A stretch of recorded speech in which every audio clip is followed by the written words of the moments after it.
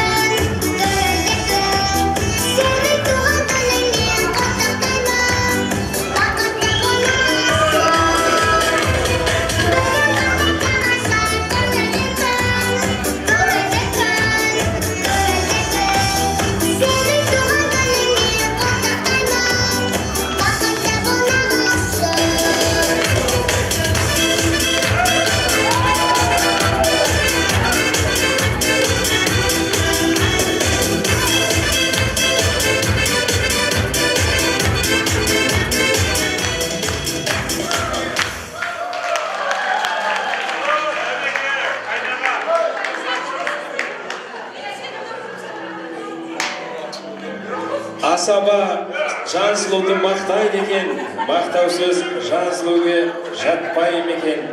Осылай әуелетіп ән салғанда қонақтар өнер үстем болсын деп кішкентай ғана киіз таппай ма екен?